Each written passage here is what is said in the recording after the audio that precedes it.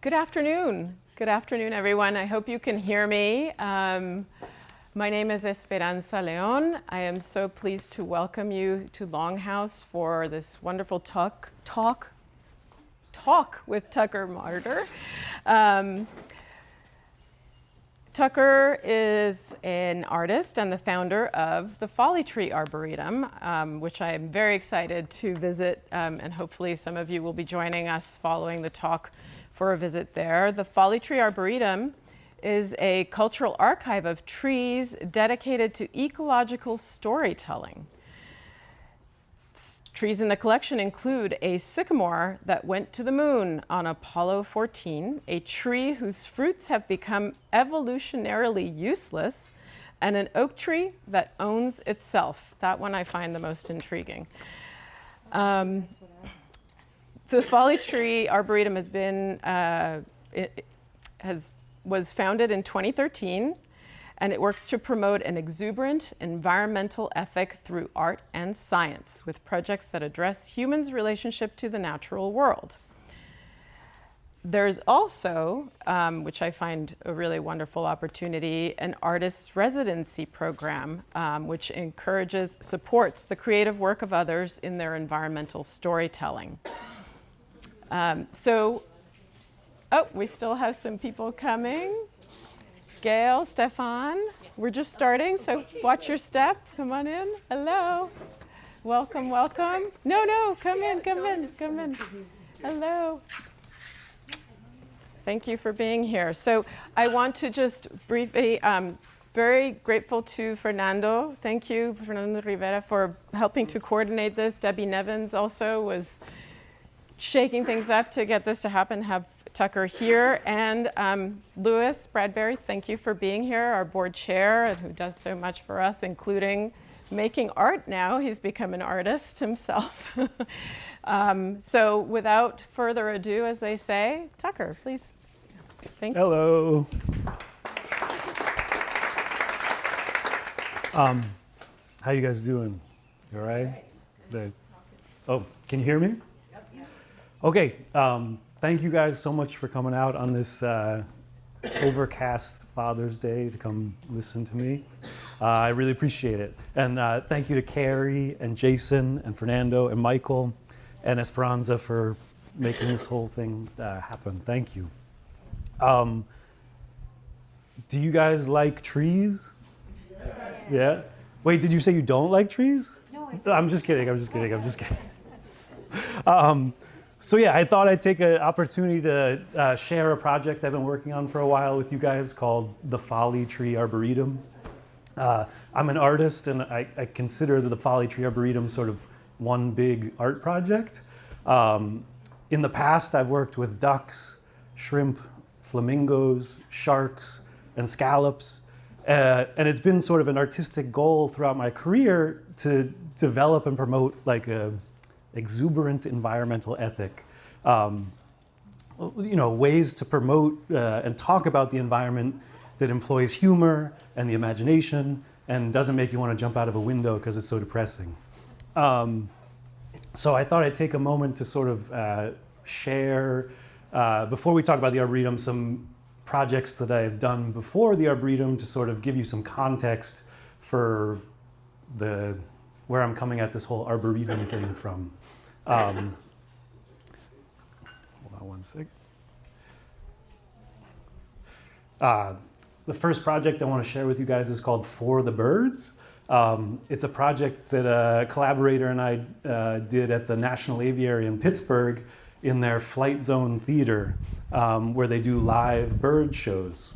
At the time, they were doing a show called Parrots of the Caribbean, and it was sort of a riff on Pirates of the Caribbean. They'd have these like amazing birds come and like climb all over miniature pirate ships and things. And we saw this and we thought, well, why don't we pitch them a show in this Flight Zone Theater? And so we developed this whole show that incorporated all these, basically we took all the narrative out of the bird show and just made lots of formalist, abstract shape costumes and puppets that the birds sort of used to display specific behaviors. That's me under the snowy owl under that piece of plastic. That's my partner Isla in the cloud costume. And the whole show was scored live by marimba, and there was a point in the show where a Cooper's hawk landed on the marimba's player's hat.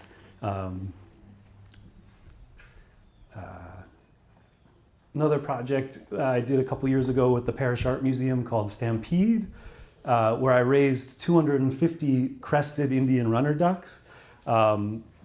These guys right here. And they were herded around a 32-acre ag reserve field in Watermill.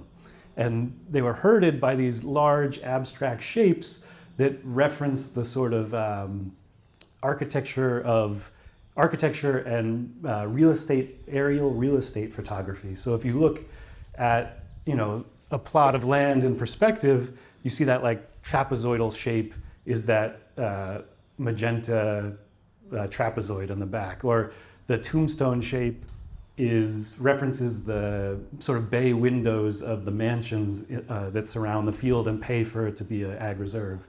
And then the yellow shape is a flag lot where the driveway goes to the road, but then you have your property off the road.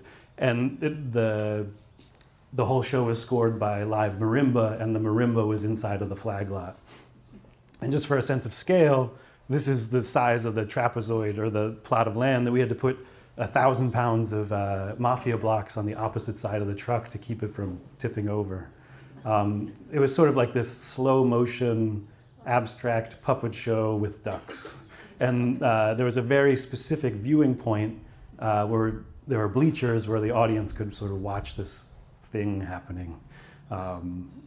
Those are all the ducks as babies.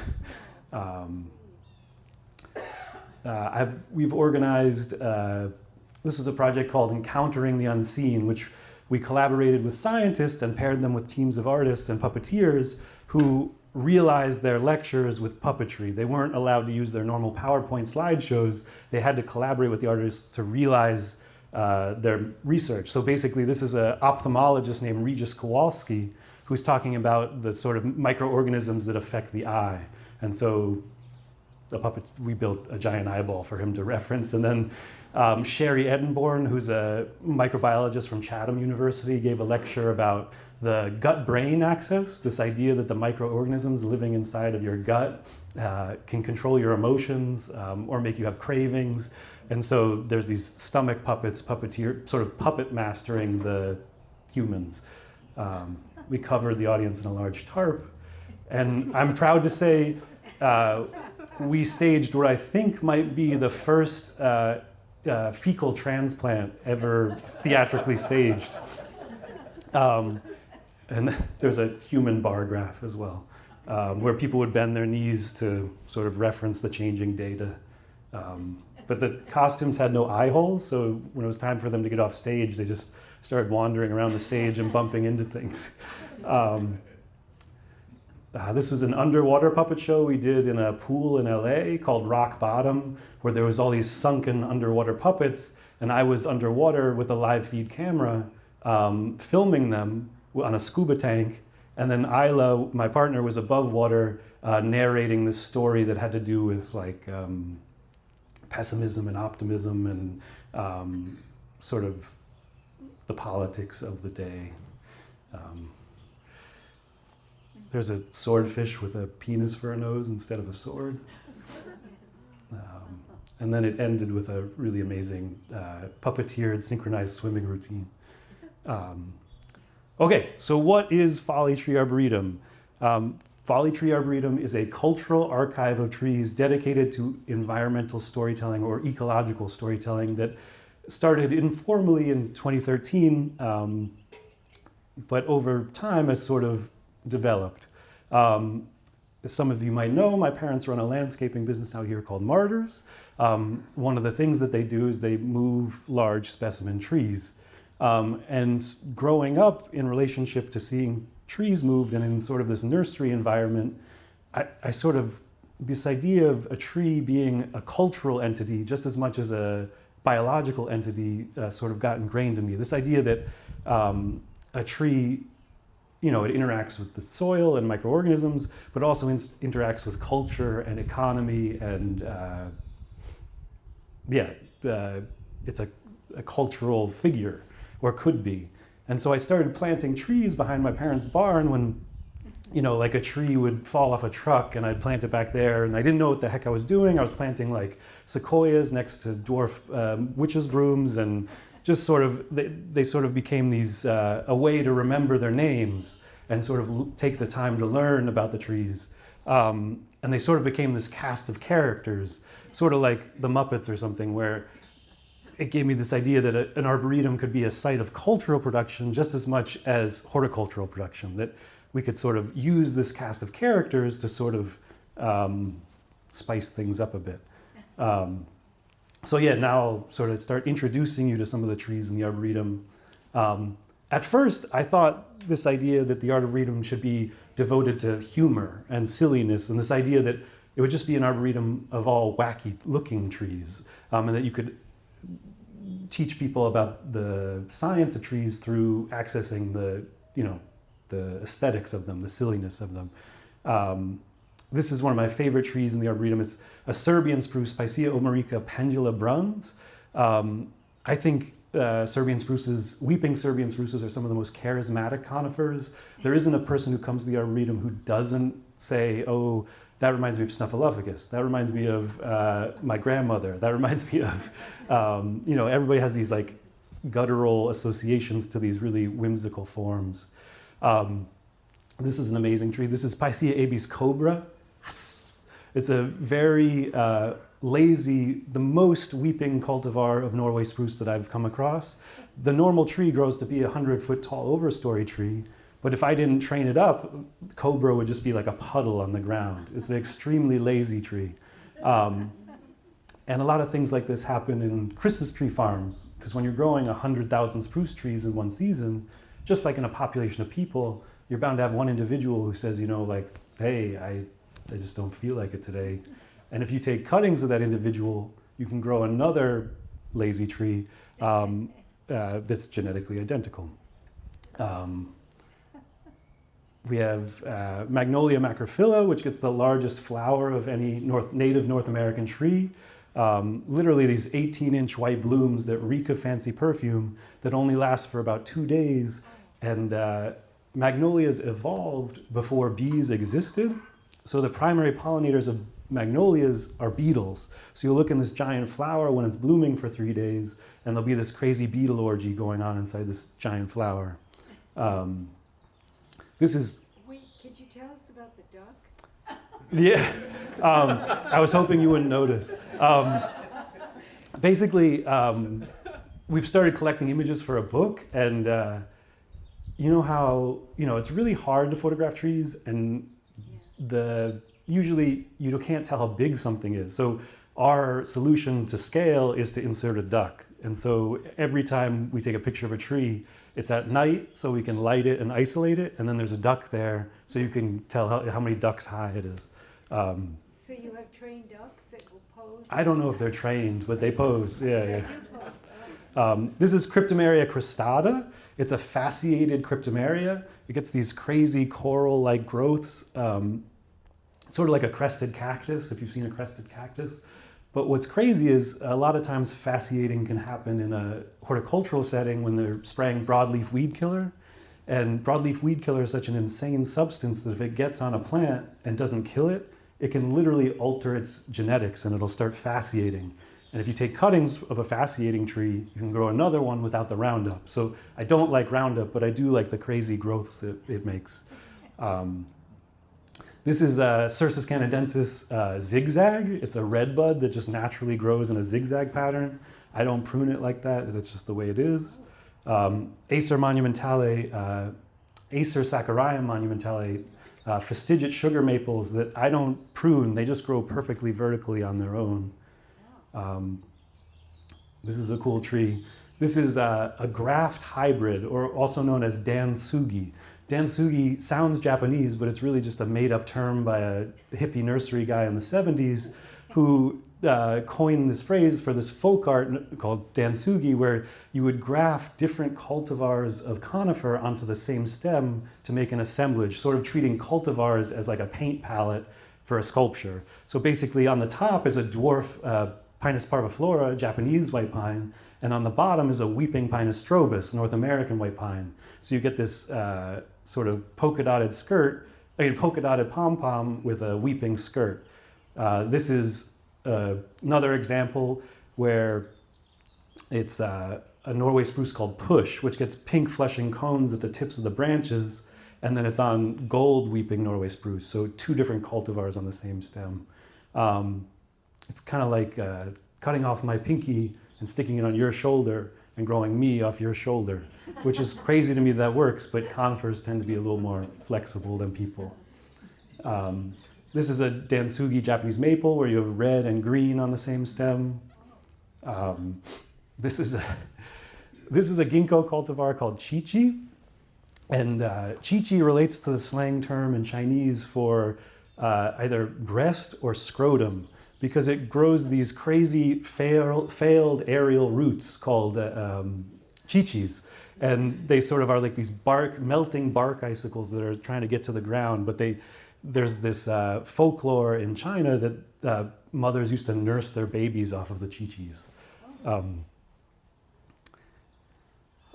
Another major inspiration for the Arboretum, I'm sorry for the quality, it's slightly lower than what I see, is this Swedish self-taught surveyor named Axel Erlandsson, who at the turn of the century had this place called the Tree Circus, where he'd charge people a nickel to come behind a fence and look at all these trees that he had sculpted and grafted into these crazy, crazy curly-Q shapes that even people today don't really fully understand how he's able to achieve a lot of the things he did. He did wacky things like reversing polarity and really sharp angles.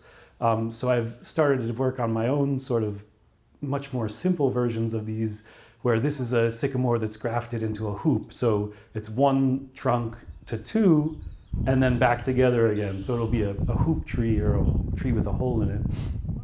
And then in a couple years, we'll light it on fire and jump poodles through it. And then after a while of just like sort of rolling around in the like aesthetics of trees, I started to come across this idea that if you graft a tree, it's usually for ornamental purposes. So it's like you want to grow another one of the trees of an individual that grows an amazing flower or has a nice fruit, like Fuji apple. All Fuji apples are genetically identically the same individual, just grafted thousands and thousands of times.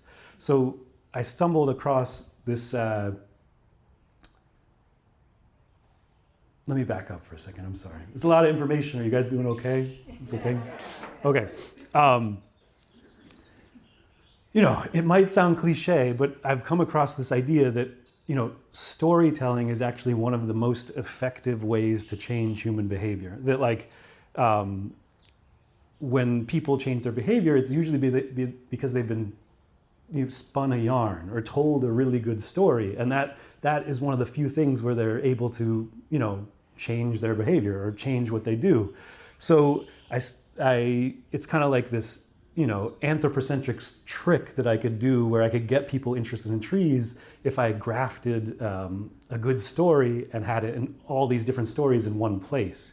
So I stumbled on this story of the tree from Shawshank Redemption from the 1994 film. Have you guys seen that film? Yeah. At the end of it, there's a famous tree where Red stores a message for one of the other characters. But I was living in Columbus, Ohio at the time. My partner was teaching there, and I heard in the news that the tree had blown over in a storm. So I was like, wow, it would be really cool to have a clone of this like movie famous tree in the garden. So I raced over there and tried to get material. And it turned out that this very litigious lawyer owned the tree. And I got back in this back and forth forever. And by the time that she didn't give me permission, the tree was already dead and you couldn't do anything about it. So that's another reason why I always ask for forgiveness and not permission anymore. Because, I'm not hurting the tree. I'm not like, vandalizing the tree, it's just making another copy. So this idea that I really like is that you can't really own a tree. It's not logically possible, because if a little piece of a tree falls from your property to your neighbor's yard and roots itself in the ground, which is theoretically possible, what are you going to say? You can't, that's your, whose tree is that? I don't know whose tree that is. But then this sort of set me on this path of looking for other trees with stories. So we have a clone of a sycamore that went to the moon as a seed with astronaut Stuart Roosa in 1973. There he is holding the canister. He worked for the forestry department, and at the last minute, the forestry department convinced him to stick this canister of seeds in his personal kit.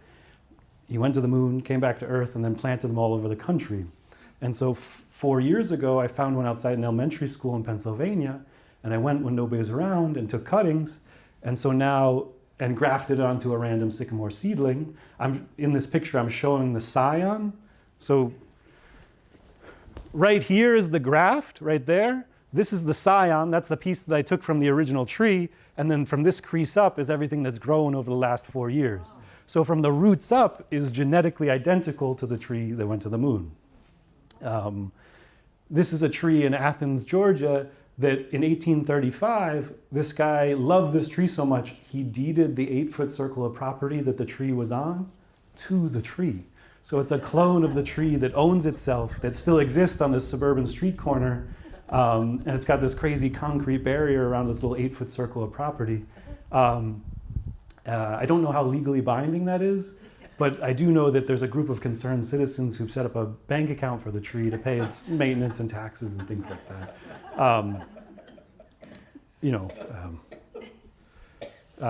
We have a clone of a tree that survived a ginkgo that survived the atomic bomb in Hiroshima. In downtown Hiroshima, there was a ginkgo growing up against the stone wall, and from the stone wall up, it was completely blasted off. But from the stone wall up, it's resprouted and is still alive today. And clones have been spread around the world. So I got a cutting from a tree that's in Yale's Peace Garden. We took the boat across to New Haven, got in an Uber to the tree, got out and took cuttings, got back in the Uber and left. Another one of my favorite trees in the Arboretum. You guys familiar with Osage oranges? Anybody? They're one of my favorite trees. They produce these giant neon green inedible fruits that are really, nothing eats them. The birds don't eat them, squirrels don't eat them, deer don't eat them, but it tastes like a pineapple dipped in gasoline. It's terrible. And so now, basically, Osage oranges co-evolved with giant land sloths. 10,000 years ago, giant land sloths were walking around North America, and they were the only animals that over evolutionary time that it could eat the fruit and poop out the seeds and distribute the genetics of the tree. But then 10,000 years ago, people came along and killed all the land sloths, and so now 10,000 years into the future, this tree still has these evolutionarily useless fruits, or it's called an evolutionary anachronism. And I really love that about this tree because, now the fruit leads this like subversive existence where it rolls down hills into parking lots and causes problems, or kids will throw them at each other or kick them on the ground. And the Osage orange has sort of become this like mascot for the Arboretum, this sort of defiance of being instrumentalized. Another tree we have at the Arboretum is anybody here familiar with Alfonso Osorio? Cool, that's good. I hope that's good. Alfonso Osorio was this amazing amazing artist who made these amazing assemblages and paintings and helped keep Jackson Pollock from drinking himself to death before he did. But he was never really well respected during his own lifetime because he was gay, Filipino, and independently wealthy in like this 1950s macho abstract expressionist scene. But in the 70s, he started building this conifer collection called the Creeks in East Hampton. And the American Horticultural Society called the Creeks the 8th horticultural wonder of the world, because it was one of the largest collections of conifers all in one place.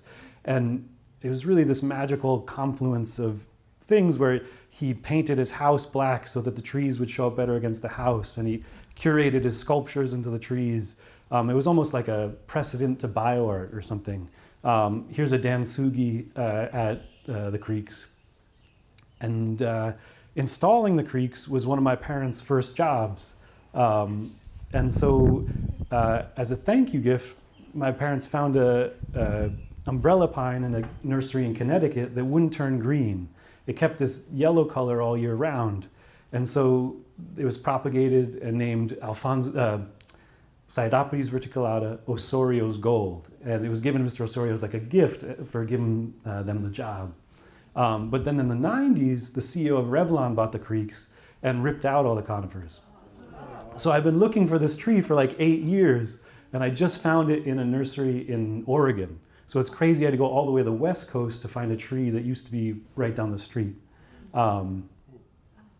We have a clone of a white oak that was given to Jesse Owens by Hitler and the German Olympic Committee at the 1936 Olympics. Every gold medalist got a very Aryan white oak as a symbolic gift. And when Jesse Owens got home, he planted his outside his high school where he trained in Cleveland. And so it's still alive today. And we traded the Dawes Arboretum in Ohio. We gave them a moon tree, and they gave us the Jesse Owens tree as like a swap. We have a tree we have a tree that was transplanted from Martha Stewart's house. We have not a clone, but a seedling of the tree that supposedly Hippocrates taught medicine under 2,300 years ago on the coast in Greece, like the Hippocratic Oath. We have a clone of the oldest living tree, the only still living tree planted by Johnny Appleseed in Algo, Ohio. There's a crazy cracked in half, gnarled old, almost dead apple tree that Johnny Appleseed, when he was traveling across the country, spent the night in this couple's hayloft, and as a gift before he left the next morning, he planted a tree outside their house, and it's still there today. Also, I didn't know that Johnny Appleseed was some form of Christianity called Sheboyganism, which believed that grafting was torture. So that meant that all of his apple trees were seedlings, but that also meant that he couldn't produce quality apples for eating, but that didn't matter to him because he was just trying to produce as much extremely alcoholic apple cider as possible. We have a clone of the tree that was outside Anne Frank's, it's a horse chestnut that was outside of Anne Frank's window when she was hiding from the Nazis in Amsterdam. And there's these really amazing passages in her diary about the tree where she's watching, it sort of became like a character in her life, and she references it sort of watching the seasons change through the eyes of the tree being sort of like her only connection to the outside world. We have a clone of a tree called Kadik Yas, which was the golden Sitka spruce that was sacred to the Haida people of Haida Gwaii in southwestern Canada. In this sea of green Sitka spruces, there was one 400-year-old, 100-foot tall golden Sitka spruce, and it factored into a lot of the storytelling traditions of the Haida people. The sort of foundational story was that a little boy pooped on the beach, and because that was considered disrespectful to nature, as punishment, he was transformed into a golden spruce. So supposedly the soul of this boy was trapped in this tree. But then in the 90s, a disgruntled timber industry guy named Grant Hadwin swam across the river with a chainsaw and cut Kadik Yas down. He's kind of mentally ill, but also to him it was actually a protest of the logging industry. His idea was that if I cut down this freak tree, you'll pay attention to all the trees being clear cut around it. I'm not saying I agree with him, I'm just saying that's what he was thinking. And he got a court date set for vandalism and trespassing that was 30 miles across a sound from where he lived. He was kind of an outdoorsy guy, and so he decided to kayak to his court date. So he set out the day before his court date across the sound. The sun went down, came back up, and they never saw him again. They think he was either killed, or he flipped in his kayak and died, or some people think he's like still alive in an island in the Pacific Northwest somewhere. But there's an amazing book called The Golden Spruce, if you ever are curious. I was gonna quickly just show you guys some images of some of the propagation process. These are stuck cuttings, hardwood cuttings from Osage Orange Cannonball. our Osage oranges are a rare female cultivar called Cannonball, which gets Osage oranges 2/3 larger than the straight species, so 2/3 more useless. And so the only way to propagate make sure you get those 2/3 more useless fruit is by vegetatively propagating through cuttings or grafting. Here's some sycamore grafts where you can see what it looks like when it's first done. And then on the right, you can see what the first season when it knits back together. And then this is the hot callousing pipe in the root cellar that I use sometimes for more difficult to graft things, where there's a heater inside that foam pipe, and the roots are in a bag with sphagnum moss, and then the scion is sticking out the top of the pipe, and only the graft union is in the warm pipe at 72 degrees, which tricks the cells at the graft union to wake up and knit before the rest of the plant has an idea of what's going on. Here's some more architectural graphs from the shapes. And then, have you guys ever heard of witches' brooms? Not like a witch rides, but sometimes on a tree, there'll be like this little constipated ball of growth, sort of like a mole on a person. And if you take cuttings from a witch's broom, you can get a dwarf or miniature version of the original tree. So this guy is holding a witch's broom in his hand that he shot out of a tree with a shotgun. And he's wearing a wizard hat because growing up, my dad would tell me these stories about these guys who would go through the woods shooting witches' brooms out of the trees. And they all had these crazy names like Ziegenfuss and Spawn and these really strange names. And to me, that was like the closest thing to actual magic I could possibly imagine. This idea that you could find a new tree and like, you know, it would be called like Ziegenfuss's dwarf or Spawn's contorted or things like that. And that seemed like real magic. So I've also, you know, set about trying to find our own witches' brooms. Here's one in a white pine in the Northwest Woods, or here's one in a cryptomeria on somebody's estate. And you got to climb to go get them. And then you graft them.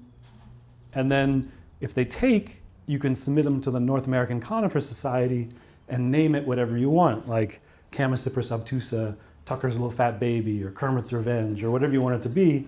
And so this is one of the witches' brooms in the Arboretum. And last year I did the paperwork. So that means that cuttings get stored at the Royal Botanical Gardens at Kew and the Dawes Arboretum in Ohio. And then they send you this little graduation certificate, like the tree graduated. So the official new name of this cultivar is Chamaecypris obtusa narrator, because it's going to be the literal narrator in this traveling puppet show thing I'm building right now. That'll be like the Arboretum, but on the road. So the small dwarf tree can travel. And then these are my stuck cutting stuntmen. So they're backups, you know, in case you lose one, you have a backup. We've started to play around with landscape designs a little bit.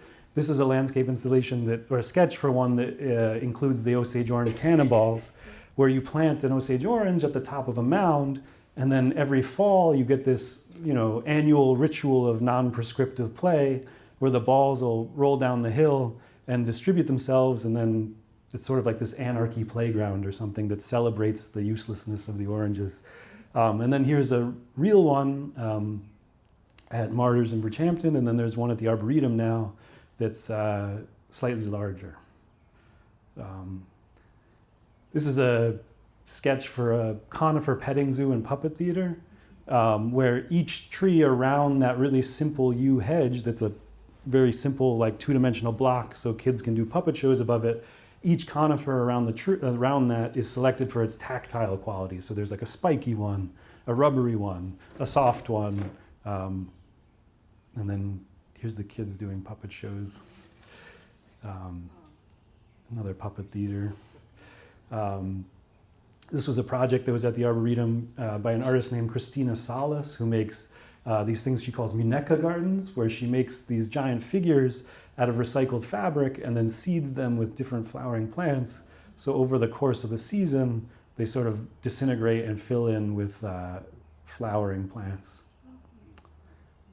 And then quickly, I'll just go over some of the programming we do.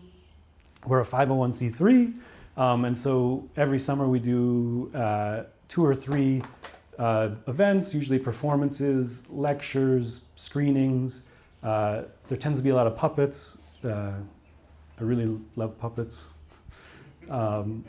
This is the Bread and Puppet, if you're familiar with them. They came, I think that was last year. We had 2 years ago. We had a live feed video performance by a chicken that can play the national anthem. And then every year we do something called the Clam Party, where it's basically our version of like a fundraiser where we cook a lot of clams and we race. We built a little racetrack for maggots so that the maggots can race down the racetrack, and then people gamble on it like the horse racing or something, so we can raise money for the Arboretum. We do a storytelling, it's called the Storytelling Workshop. It's a filmmaking camp for kids 8 to 12, where every summer, the first 2 weeks of July, they make a film and then it screens at the Sag Harbor Cinema. It always has something to do with nature. We run an artist in residence program where every summer we have 5 artists in residence who are all broadly focused on this idea of environmental storytelling. Stay in the house. They get a $2,000 stipend and room and board. Okay, the last thing I'll share with you guys is just some work that's in progress right now for that traveling puppet show I mentioned. The whole show is going to travel inside this refrigerator-shaped object where on each shelf there'll be a camera surrounded by puppets, and then the narrator tree will be on like this spatula held out by the object, and I will be editing a film and performing the puppets live at the same time. So this is sort of the story of the Arboretum, but out in the world. Here's payloaders lifting and then failing to lift a tree. This is an old man puppet that I haven't figured out how he's going to fit in totally yet, but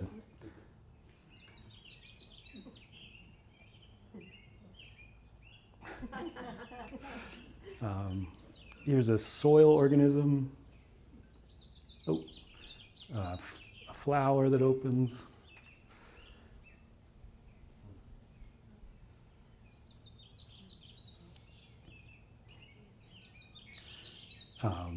There's a really realistic puppet of the giant land sloth that co-evolved with the Osage oranges.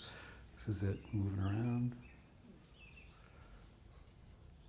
And so basically, it'll be like all these film sets inside of that refrigerator-shaped object where this will be one shot, and then you'll cut to its eyeball, and the eyeball will be blinking, and that'll be 2 shots in the film. And then the outside of the object is going to be covered in these sort of icons that reference the tree stories carved out of the wood that the tree's story is about. So basically that's like the atomic bomb story carved out of ginkgo wood, or that's the narrator tree carved out of hinoki. And then the last thing I'll leave you with is at some point in the puppet show, a duck lands on a newscaster's head.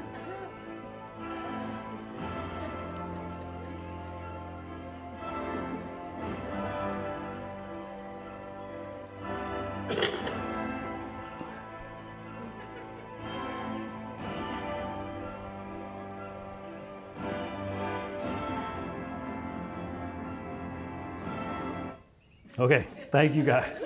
That's it.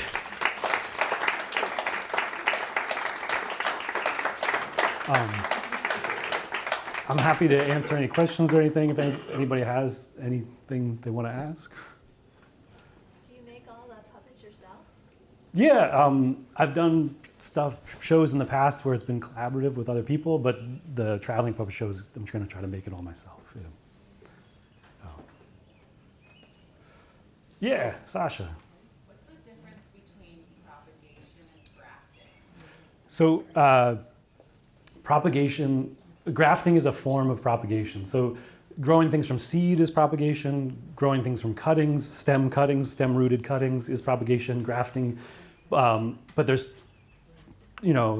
vegetative propagation means that you're taking the tissue or like a piece of a tree and growing a clone, because seeds are created through sexual reproduction, which is genetically random between the two parent plants. So, you know, like it'll be a seed will be a genetic mix between the two parent plants, which is genetically relatively random. So if you want a copy, it has to be vegetatively propagated, either from a rooted cutting or from grafting it. So it's you're basically using the same flesh to grow the same individual, if that makes sense. Does that make sense? I don't know. So are there any plantings left at the creeks? You know, I write a email every year to whoever I can to ask if I can go check it out. I'm sure there's something in there interesting poking around, but I know for a fact that from like Google Earth and stuff that a lot of it's been replaced with like Hamptonsy hedges and hydrangeas and stuff like that. So nobody can go visit there? No. If you could try. I know they have security guards parked up front, so yeah. I have a question. So if you propagated two native trees, have you done that? And how would that be different from propagating cultivars? So I showed you two examples. One was two different cultivars, one was two different species. You can play around with that stuff. Conifers tend to be more flexible. Basically any ornamental plant that you buy in a nursery that's not a fully established tree is most likely grafted, like 90% probably. So it's done all the time for commercial purposes. But in terms of grafting natives, it wouldn't be any different as long as you had compatible rootstock and scion. It's really, you know, case by case, whether it's, you know, sassafras or Acer grisseum, they can only grow from seed. You can't graft Acer grisseum for some reason. That's why there's no cultivars of Acer grisseum. You can only grow from seed. Does that answer your question? Cedars? The white cedars? I bet they would take relatively easily from cuttings, that you could just root stem cuttings from them. Yeah, because they're clonal already on their own. Any other questions? Thank you guys. So we can go and visit your, Yeah, so I give, that's a good question. I give tours Friday, Saturday, Sunday, 10:30 a.m. and 3:30 p.m. You just got to go on the website and book an appointment. It's really easy. That way I'll be there. But yeah, usually it's Friday, Saturday, Sunday, twice a day. and we're gonna get to see all these trees that you created, or these funny trees that Yeah, they're all there. They're ready I to see. hang out. And the duck? We might, you know, if you're lucky, you might see the duck. And how do we get there?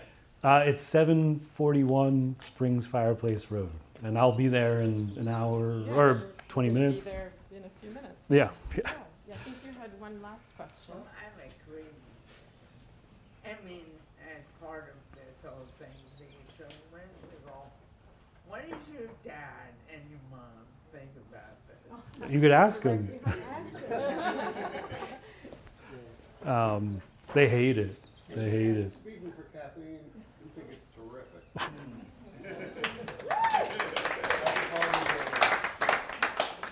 Okay. Thank you, guys.